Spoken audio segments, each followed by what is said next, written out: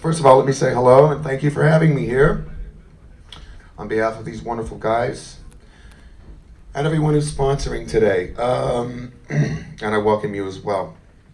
And today, I'm going to play a little drums for you and see what happens. And but I hope that whatever happens is okay. And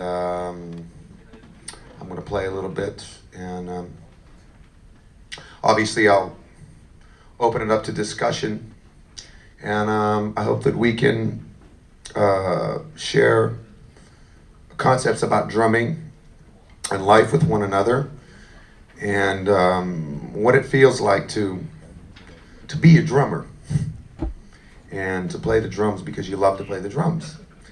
And because I love to play the drums, and we all love to play the drums, and that's why we're here. Right? Yeah. Okay. I've been taking lessons from Dom Famularo a little bit, you know. Watch this. Dom, my dear friend. And he's quite a guy to take lessons from because his positivity rubs off on everybody, and I think that's very, very important. So,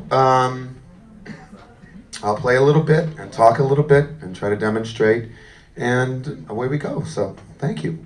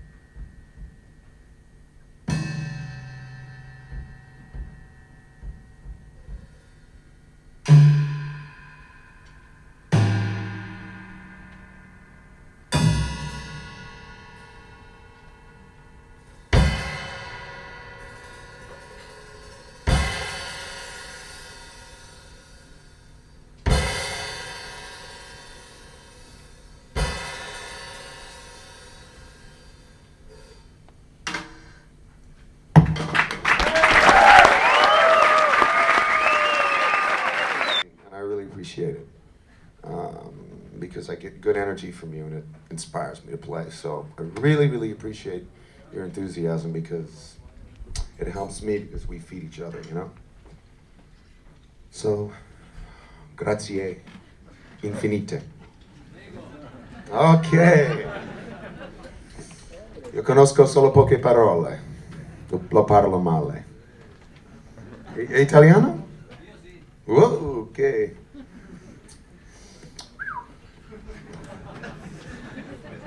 Imparando lentamente. No, un po'.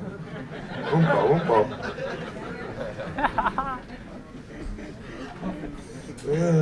See, I can get an Italian lesson while I'm here. My new hobby is studying Italian. I've been doing it for about a month and a half, and the more I do it, the more I realize how difficult it is. For me, anyway. You know, it's the more that I'm learning, the more the questions that I have, and wow, I've never really studied another language that I wanted to study before. Usually in school, when I was in school in America, the amount of languages that were offered were very limited, and the more and more that I come to Europe more frequently, I realize how rich it is in terms of people speaking several languages, and everybody's communicating with different cultures, and I want to experience a little bit of that. So, since most of my family speaks Italian, I didn't want to be the black sheep, you know. Anyway. Basically, I mean, as you could tell, I mean, I really wanted to just play a very simple little theme, which I thought would create a vehicle for me to expand on. And the reason that I did that was because rather than choose a rhythmic vehicle that lends itself to a specific style, I chose to use something very simple, which was basically a rhythm that could be orchestrated on the drum set in such a way that it could go, it wouldn't limit itself to an idiomatic way of playing, like funk or whatever you want to call it. It's just what it is, a very simple rhythm. And sometimes when you hear very simple rhythms, very bare like that, you tend to focus in on the space around the rhythm, and you tend to focus on the sounds of the instruments, whatever they may be, even if it's an ashtray. And I mean, I did that half jokingly, but in reality, all that I tried to do was to open myself up to just hit something, not anything really complicated, but just to play some kind of a rhythm and let it carry me. And sometimes it won't necessarily carry me in every direction that I could possibly go in, or that one could possibly go in, but I feel that it will play itself. And when that happens, the only thing that I have done in terms of a framework is chosen one little motif, and the rest will happen. So two things exist. One is that I have a motif to work with, so that I have some kind of groundwork, some kind of floorboard to stand on, no matter how basic or how simple it may be, or how complicated, or it could be the longest, some sort of rhythmic cycle, or it could be the simplest little rhythm. And from there, I could springboard into wherever that rhythm wants to take me, or wherever he wants to take me. And so, again, by having this little springboard, I always have some focus to return to, some home base. But at the same time, because it's so open, if I just let myself be and only react to the fact that I have that, then I'll be open and creative. But I have something to work with. Is instead of just sitting down at the drums completely blank and not knowing where to start.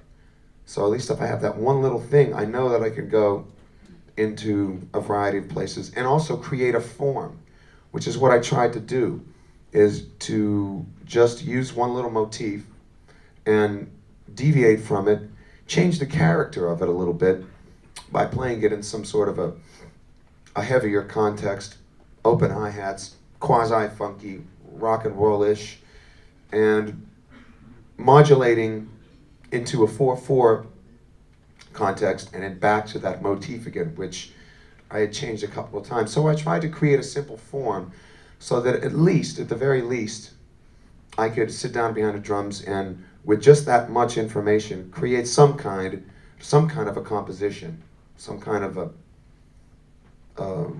statement that has some shape to it, you know. And also, the reason that I chose to play 4/4 was because there were a number of things that I jotted down on a napkin today that I wanted to talk about, and one of those things was built into that, which is basically style and concept. And I feel that concept is probably 90% of playing, and also reinforcing your identity as a musician. Now, again, the reason that I did that was because physiologically, sometimes when you get used to playing a certain instrument, I'm sure that a lot of you have thought to yourself, well, you know, I've got this, excuse me, I've got this drum set, and you know, I have fairly thick drum heads on it, and I sit this way and I play this way, and I'm used to, I can play loud on it and I can play very forcefully. But what happens when you start trying to play straight ahead, swing, 4/4, bebop, whatever you want to call it, and suddenly you find out that you're used to having a certain touch from playing a certain way, and also because your drums sound a certain way and they feel a certain way. So that's one of the problems that I've encountered over the years in playing, having one drum set, and suddenly finding myself in a situation where, let's say I had, excuse me, a 22-inch kick drum and the same configuration here, and everything sounds real punchy and very accurate, and suddenly I find myself having to play some Coltrane composition or with some bebop group. And then what I'm used to hearing from learning from those records is very open sounding, small drums that ring, that are higher pitched with very, very dark K cymbals, a different kind of touch, a different rhythmic feel. So suddenly I have to assimilate that on this drum set. So that takes a bit of thinking. So you can't change your instrument, so all you have to change you. And there's two ways you can make that work. One is to continue playing with the same touch that you have, but at least trying to alter your time concept. Am I boring anybody yet? I hope not. Please tell me if I am, or if you have any questions, feel free to interrupt and give me any input that you can, because I'm sure that I can learn from each and every one of you. I'm just trying to relay my own personal experience and problems that I've encountered. And so, you know, you could play with the same touch that you have, physiologically speaking, because that's how the drums that you're playing are going to speak. Or you have to alter your touch because you can't alter the sound of the drums. And that's a big problem that I've always had. And so that's one of the areas that I wanted to touch on today. And I'll get into that a little deeper, and I'll try to play a little more for you and try to illustrate the differences and see if you can relate to what I'm trying to say. So that's all I had to say about my little solo piece. And before I start talking about any of these subjects, if there's anything that anybody wants to say to me or ask me or tell me, or please feel free to do so. And if you don't, then I'll get a little bit deeper into that. But there may be something that somebody might want to say to me about why I did this, or why I did that, or why did I hit the drums like this, or how come I miss the drums sometimes, you know, or whatever, you know, anything, you know. How many years do you play drums? How many years have I been playing? Well, I've been playing ever since I was a little kid. And but see, ever since I can remember, I've always been kind of had drumsticks and beating on things and spoons and all that. And I had little toy drum sets, and I played with the kids across the street. And I sort of did it all my life. I had the impulse to always play, but you know, I was like any other kid, where I played football and all that kind of stuff.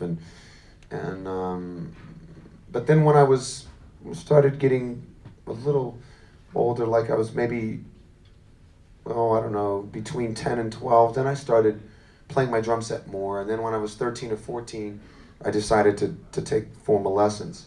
And then gradually I got much more serious into it, you know, when I was around 13. And once I started studying, then I really went full bore into it. I really liked it. I mean, I knew a lot of kids at that time, and children that were my age, who they found formal lessons and reading music and all that sort of thing really boring, and they hated it, and I loved it. And I resisted it at first, because my mother was the one that told me, well, you know, you should take lessons, because I would go home and I would play along with these Motown records that were on the radio, and she'd say, why don't you take some lessons, you know? I said, well, look, I can play with this song. And she said, well, you might want to take some lessons and give it a... So I went to the school band director, and that was it. And I went nuts. I made up my mind, like I didn't want to turn back. I just wanted to do it. And I really, that's all that I totally immersed myself into it, you know. And I really loved it, and I still do love it. But I found that over the years that sometimes, you know, your personality is so closely linked with your playing that if you have a personality of a person in such a way that you tend to be your own worst enemy, then sometimes it can hinder your progress. You know, I mean, I'm the kind of person that gets bored quickly, and I am my own worst enemy. So sometimes I run across these mental blocks and things like that where, you know, it gets a little difficult to move ahead, you know, and I have to just totally empty my mind, which is something I've been working on doing, you know. And anyway, so that's how long I've been playing. Yeah. A technical question. If you do fast sequences of singles in one hand, particularly left hand, like those bits that when you play straight ahead, do you like use your fourth finger to kick back, or how do you keep these phrases going? It's not obviously just rebound. What do you do to get around motion going? Well, the question was, when you're playing straight ahead, what type of technique do I use in order to keep ghost notes and sort of fast sequences of notes going into my left hand, and if I use my ring finger to sort of propel the stick as opposed to rebound? And the answer to that is that those strokes are meant to be finesse strokes, and by the nature of them, they're not really meant to be powered. They weren't invented for that reason. And the players that popularized those techniques didn't power those strokes. Those were always light strokes. For example, let's see if I can get this microphone in here. How am I going to do this? I have no mic stand chops at all. And I trip over people.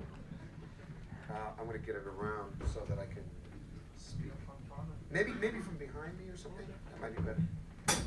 So that, well, okay. Come here. Just sit still. No, the mic, not you. And so anyway, all of these little strokes, if you were playing a medium tempo, all of the little left hand strokes are very light. If I was playing single notes like this, I could actually use wrist. I wouldn't need to use rebound. I would use the same stroke here that I would be if I was playing a press roll. Okay, drag. Now there, I could still use wrist. Wrist. Now here I would do something different. Now what I would do is not necessarily use finger control to create single bounce strokes, because you can only go so far, so long with it. I mean, you may have seen people who, I actually did it on this snare drum where I played singles for a pretty long time, using only that technique, okay, which I'm sure most of you know. But still, even though you're bound to run out of gas at some point, I mean, physics, the laws of physics and human muscularity, that's just the way it is, you know, we're not machines. So in that case, I would use a different kind of stroke, and I'll tell you what that is right now. First of all, I have a tendency, as you observed in your question, to kick it back with this finger. For some reason, in my formulative years of playing, most of you see my hands on the hi-hat? No? Okay. You'll notice that sometimes when I play doubles, I tend to kick the stick up. I tend to do this with my finger. That's just sort of a habit that I got into, and the only other drummer that I've ever seen do that was Mike Clark. Now, what I'm doing when I do that stroke is, in effect, I am kicking it back up, but it's sort of a subtle wrist twist, and it's the left-hand equivalent to this stroke, which is what I call a reverse finger technique. Okay, now there's different ways you can do that. Some people throw the stick out and pull it back. Me, I don't use that technique. I twist my wrist, which is very similar to what Buddy used to do, which I didn't know until I sort of looked at it later, and some people who were very close to Buddy told me that. And it just sort of, that's how, it was more comfortable for me to do that. So I'm sort of twisting my wrist, and at the same time, kicking it back up with this finger. So basically the effect of it is the same thing as this, and the idea is that rather than running out of gas from this, you can sort of perpetually do this for a long period of time. And that's the reason that's one of the purposes of that stroke, and that's the reason that it was invented, pretty much. And the same goes for this way. I mean, I could sit here and just do it over and over for a long time, because I'm constantly regenerating each stroke. So I don't have to worry about, I mean, I'm doing it at a medium tempo now, but just to illustrate, I'm constantly regenerating each stroke, which is the same thing I'm doing when I do this. So that's the idea behind it. And obviously, you can also, as well as play single strokes here, you can also play them this way. Now, the difference is obviously because one is sort of a pullback bounce stroke, that the texture and the sound of the single strokes are going to have, they're going to have built-in accents in them. But that's one of the trade-offs for the longevity of it. And also, it's a very finessey sounding stroke. So if that sort of makes everything a little more clear, then I hope I've answered the question. And I hear some chattering back there, and I don't know exactly who it's directed to, but I hope that it's not a result of something that I'm not doing or not saying. And if it's something that you want to share with me, I'd be more than happy to hear it. Tuning my drums? Okay. What I usually do is I try, he asked a question about tuning my drums. And I've been working nonstop for so many years that when I'm in LA, if I don't have a session for a couple of days, maybe I'll go in the garage and hit the drums for about an hour. And because I'm so busy doing other stuff, you know, and now when I was out with Sting, I couldn't get to my drums except when I went to the gig. So when there was a sound check, that was like my time to get on the drums before anybody else got on the stage and just, you know, go nuts until they told me to shut up. And that's about the only time, really, that I could practice, you know, and or else I would, like on a pillow or something, or a pad. And it's kind of hard because for the feet, you know, and I would try to find little spots when I had my double pedal where I could just, even at the end of the songs or little phrases, I could go, you know, just play that, you know. And then that way I could get that happening, or any kind of thing, you know. And so, and now that I'm on this tour now with John Patitucci's band, it's a different thing. We're playing every night, and so, you know, I warm up for a while, and then we're playing like 2 sets a night and drum solos and all that, and so it's kind of like real practicing in a way, because it's real world situation, you know. So that's kind of like my practice, and although I'd like to have time to really work out some new things, you know, get into some new things, it's very difficult, you know. I need it. I really need it right now. I need some new input. I'm sort of up against a wall mentally, and it's just starting to break, and it happens from time to time. And so that's my practice. And what I could do is now talk a little bit about these things that I've jotted down, if there's no other questions. Now, in terms of practicing, I tied that all into technique, which, as you know, I play traditional grip. And the reason is because when I started studying, taking lessons, the band director said, here's how you hold the drumsticks, and he taught me that. And I was sort of just kind of like, you know, before that I was playing, I didn't, you know,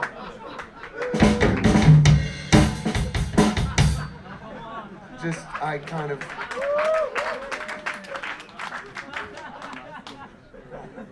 or how about the big band boogaloo? You know, that's even better. It's like,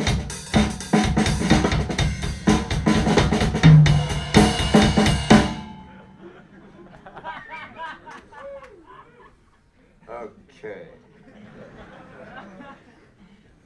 Sorry, excuse me for a second. Ah! Okay. I needed to get that out.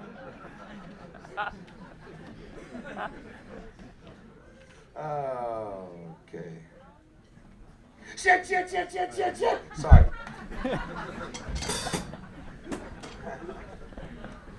Oh, God. I laughed so hard. No. But, anyway, so I played traditional grip, and I went through a lot of changes, modifying my technique, because I went through a lot of drum corps, which taught you to hold the sticks kind of tight, very rigid. And that affected my ability to play the cymbals. Because when you're playing very...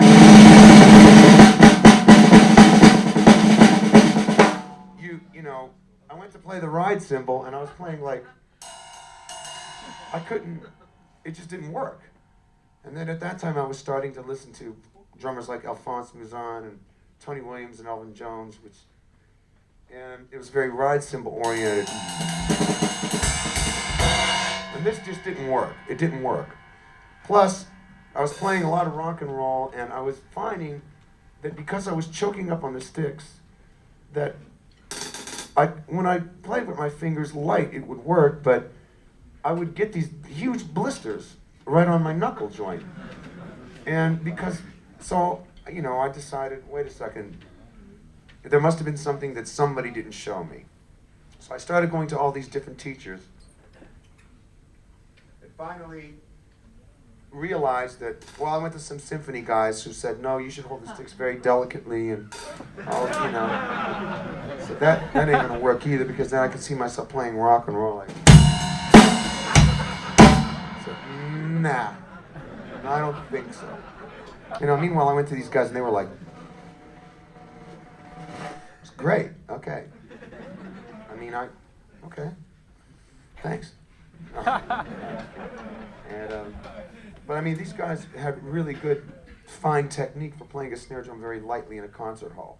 So you can imagine the dilemma I went through, trying to get a difference between this and that and everything else in between. So finally, I went to Murray Spivak in Los Angeles, and he had a concept called the three-fingered fulcrum, which meant that as opposed to having the balance point between your thumb and your index finger, or between your thumb and your middle finger, it was somewhere in between both fingers and the thumb.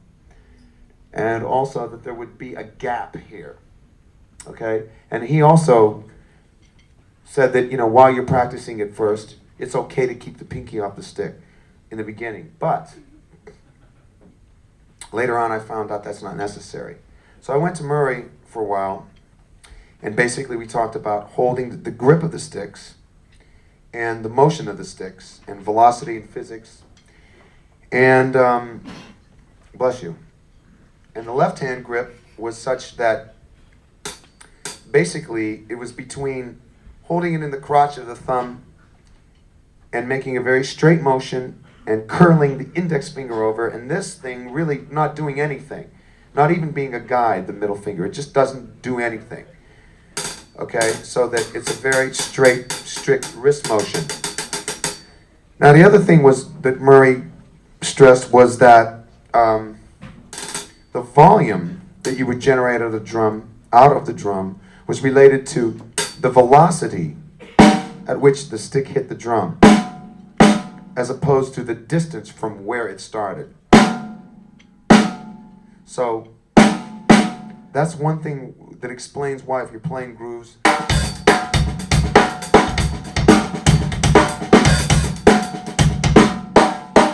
you can get that without having to raise your hand up here to do it, because you're not going to have room in between the snare drum and the hi-hat anyway. It's because the speed at which you snap the stick down. So that made sense to me. And the other thing is that when you're playing double strokes,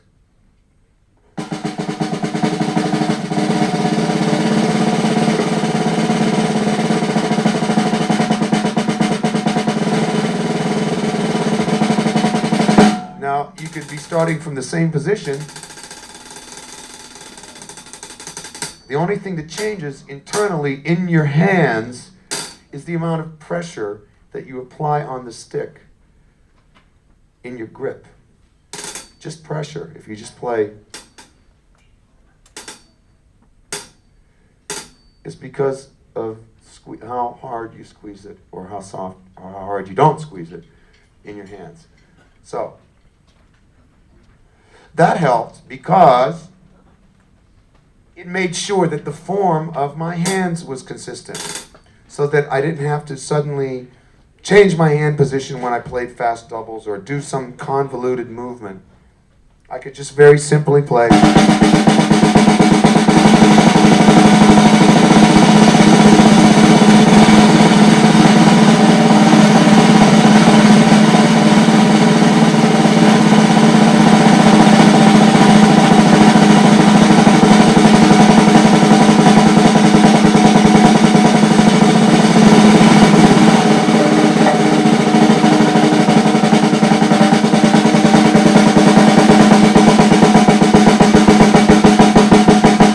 The same volume and the same stick height, which allowed for consistency just by varying the internal pressure within my hands.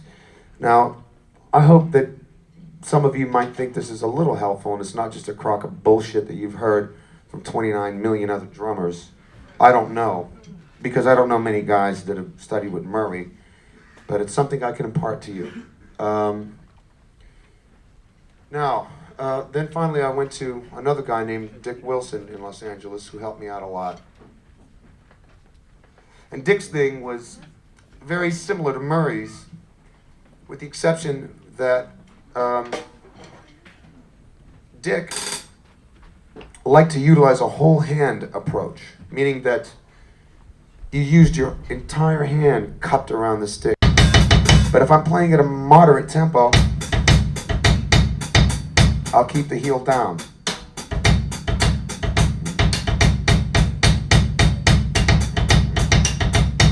And so, sometimes when I get a chance, I'll sit and practice, you know, very basic things, but those are the things that no matter how basic they are, you're using them when you play anyway. And the idea is that you can try to do them without thinking about them as well as you can. And that's just basically for making these motions, these repeated motions, that's how your muscles become accustomed to doing things, right? But you have to do them properly in order to create this kind of muscular consistency and muscular memory, because the mind works, I mean, the body learns slower than the mind. That's why everybody says, well, you know, I've got these ideas, but I can't get them out. Part of the reason is because I'm not integrating your concepts into your physiology. So you've got this mind-body separation, you know, from incorrect repetition, which I've been guilty of, okay? And also the mental block of thinking, well, okay, here comes my big fill, or can I do it or can't I? So that's all tied in with it too. So the idea is to try to unify it. And believe in it and not think about it too much, just go for it. Practice at home and then go for the shit when you're playing. And if it doesn't work, you know, at least you tried. But when you do practice it, to try to maintain your form, you know, and do it in such a way. And not to try to rush things, you know. I mean, I'll do things like that, you know.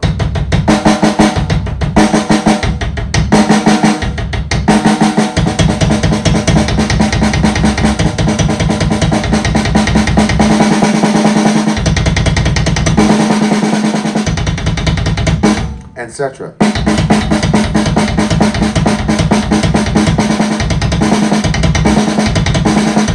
With different stickings, and you know.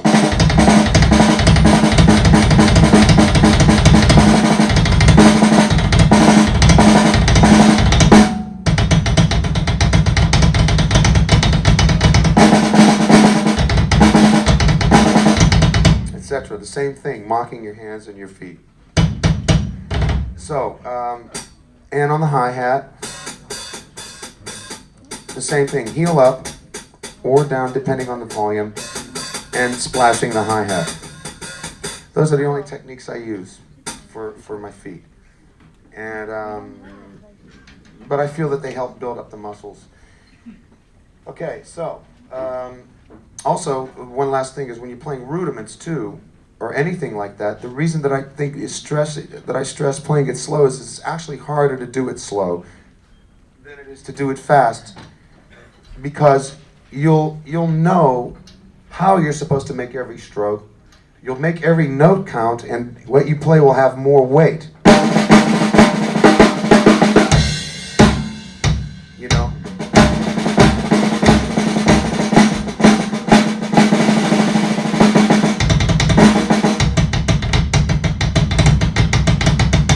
Very, to try to get it as accurate as you can, you know.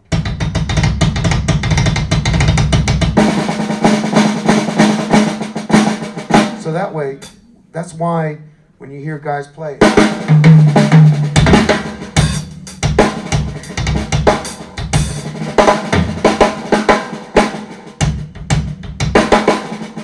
that's why those notes have weight and they groove, because you play them slower. And you know every little thing, and you can control every little thing better.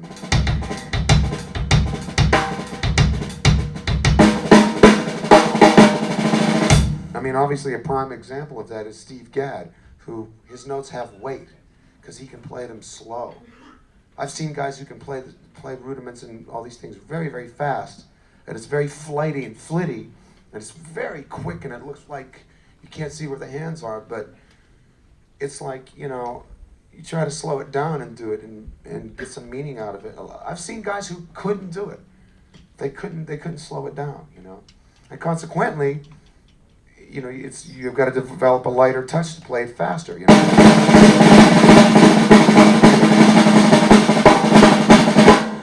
You know, so that's okay too. And to realize the difference between that. Okay,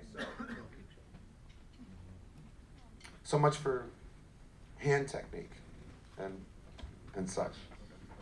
Is there anything that I probably may have left out about hand technique or anything like that, or that I might want to recap, or things you might want to ask me? How do you use flams on the drum set? How do I use Flam? flams? Yeah, on the drum set, like when you play your solo, you use flams with the tom-toms and the right and the... Right. You did flams with the bass drum and the snare drum? Yeah, well, how do you use flams on the drum set? That's a good question. It's an excellent question because it opens up doors for concept. And first of all, just like with any other stroke, you're going to use your imagination. So when you take... Joe Morello wrote a book about 20 years ago or so that Ludwig had published that dealt with breaking up rudiments around the drum set. And a lot of those things that you even hear today, you know, those kind of things, which is a single Radamacue, which Steve Gadd has done a lot. Buddy Rich used to do that. I used to hear Buddy do that, you know. Now, the same thing goes with flams. It's like you take a simple, and that's a very simple stroke, so it's a very good question because it's the simplest compound stroke there is, other than a double stroke. So you've got a single, a double, and other than that, what's the next thing when you put your two hands together? A flam. Okay, so, a grace note and a primary note. Well, let's say you're going to split it up between the drums. You could either do it this way,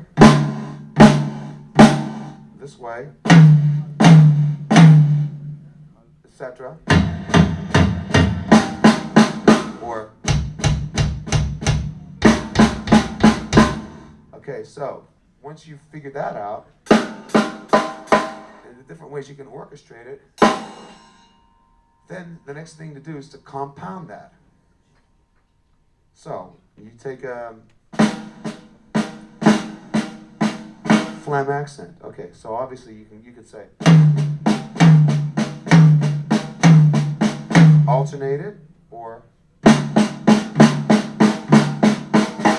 play it the same hand. Now, part of what makes the effectiveness of the flams different is that you don't have to play the rudiment verbatim. If you play this flam accent non-alternated, and you say if you put the grace note on the tom-tom, you're going to get... You really can't hear the grace note. So what do? You accent the first one. Okay? Now that opens up another thing because you can also open the stroke up, and instead of getting, you've got, or you can go.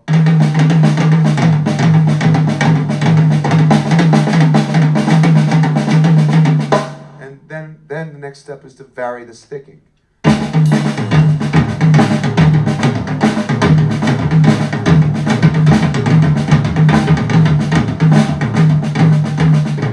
Which you can do in a variety of ways. You could say,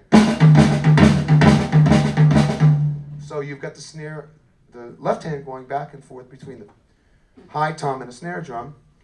This one going back and forth between these two toms. Or you can make your left hand describe a circle going clockwise.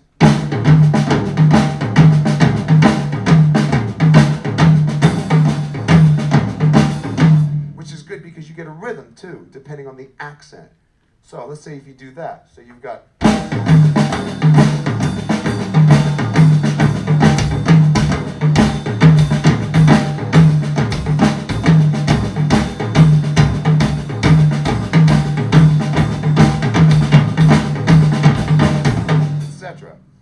change the rhythm up, and you get the same motion. So.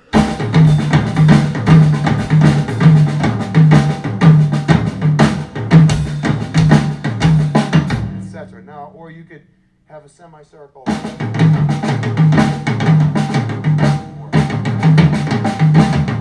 you know, any kind of combination of sticking.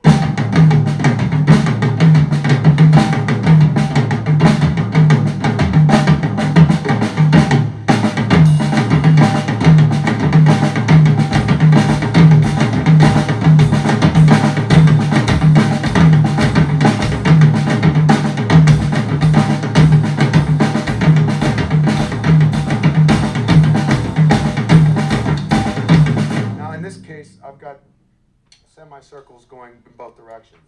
So you could do it the other way around. Or whatever have you, or back and forth. Or where one hand goes back and forth and the other one goes in the same direction. So, you know, or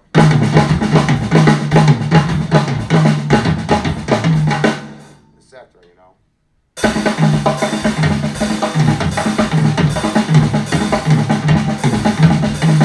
Now that all comes down to orchestrating it on the drum set, right? So you've got a rhythm, and then you can play it as a fill.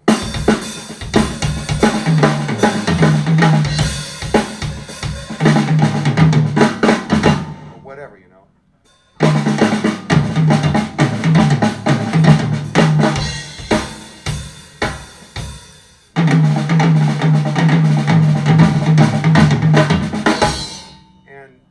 Just, however, start breaking it up. And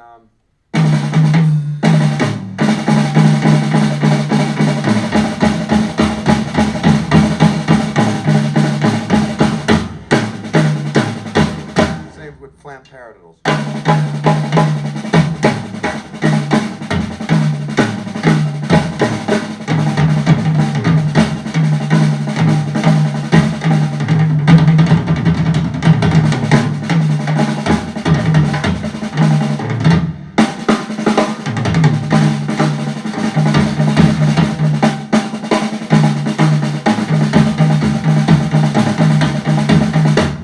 Taps. So there's all kinds of. It's hard for me, you know. and whatever. So the same with any other strokes.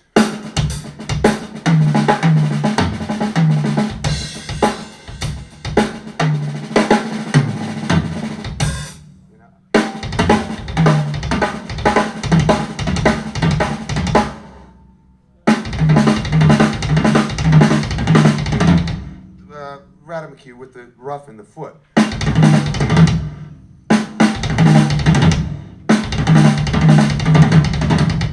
Etc. I mean, wow, yeah, possibilities are endless.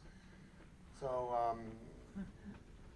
but that's how and you know, those kind of flam strokes, you know, that's one of my favorites too. Which you can obviously get.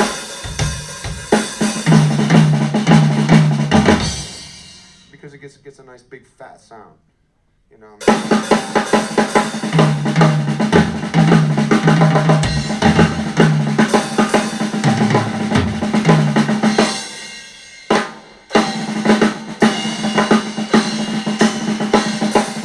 Off the cymbals with no bass drum.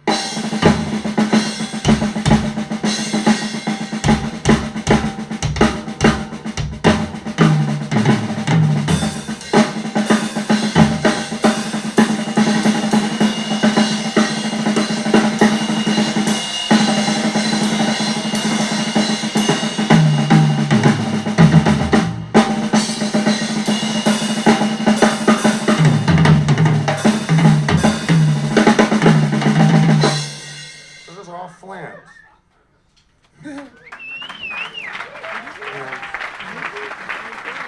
So, thank you.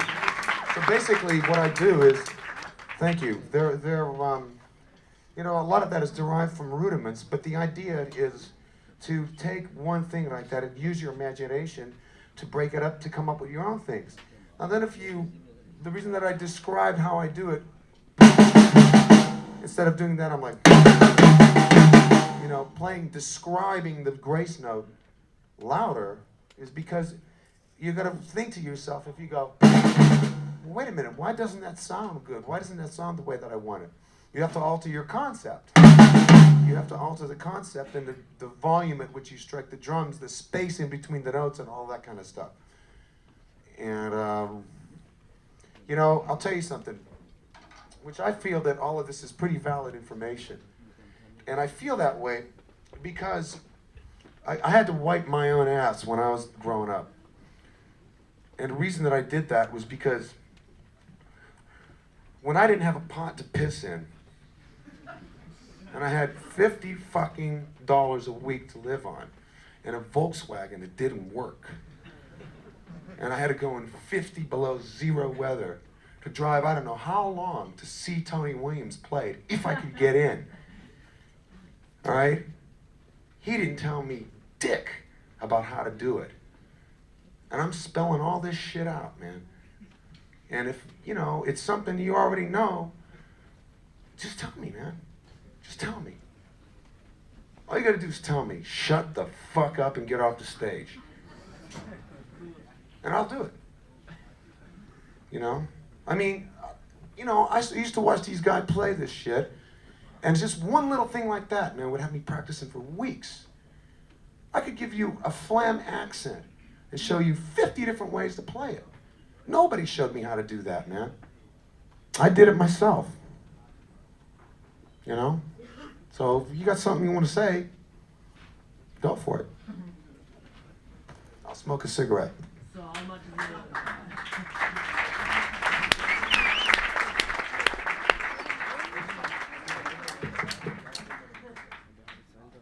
What about breaking up doubles? That's what I wanted to hear. Singles and doubles? No, doubles. You sometimes play doubles between two surfaces. Doubles between drums? Well, okay. Again, that's a question of the fact that you have, different surfaces to play on. And the snare drum has bounce, and the highest pitched tom has a little less bounce, et cetera, till you get on the line. So, economically speaking, you're not going to sit there and play. You could, if your wrists are strong enough. But really, you just might do that. And you could do it with the bass drum because you've got a spring in the pedal. So,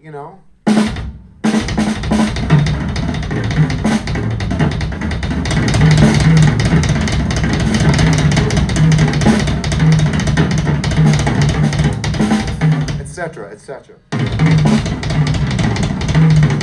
So the idea is to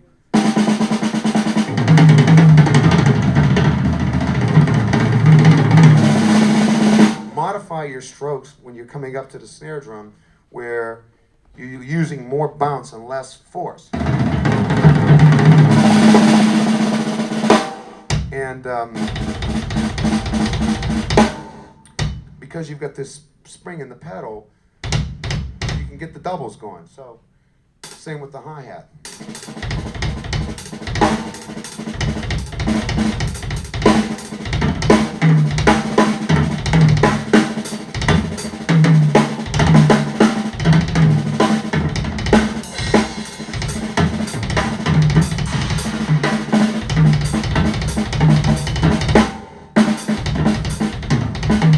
Now, if you break them up across the drums,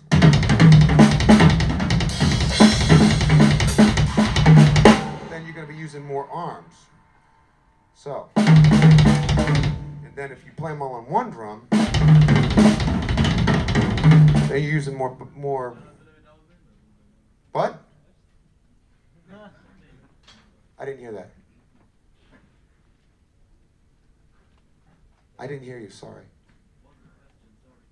Pardon? What was the question? No, he said it wasn't a question. Oh, okay.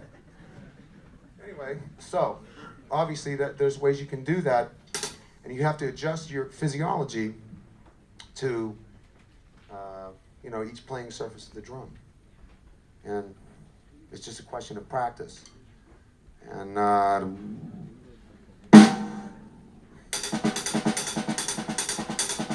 but the whole key to it is to try to be as relaxed as possible. One good exercise to develop that is, even if you're playing on a practice pad, one surface is to try to accent the second stroke of the double.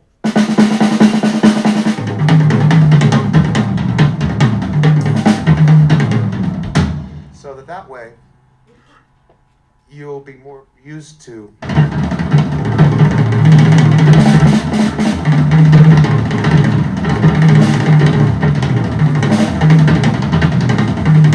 playing them cleaner around the drums, because your wrist will be developed stronger, But don't sacrifice your touch, because then if you start muscling it too much, when you get on the snare drum, you want to be able to have it sound very flittery and smooth, Without, it's okay for power, but when you have the delicacy of being able to use rebound, you really,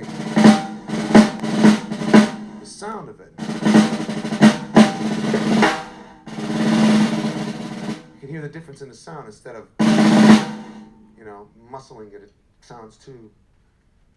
So you always want to try to maintain that kind of a touch too, Okay. So I hope that answers your question. Ready to wrap it up? Okay. Okay, folks. Let me say that I really, really appreciate your attendance, and you guys have been really, really great. Well, most of you anyway. And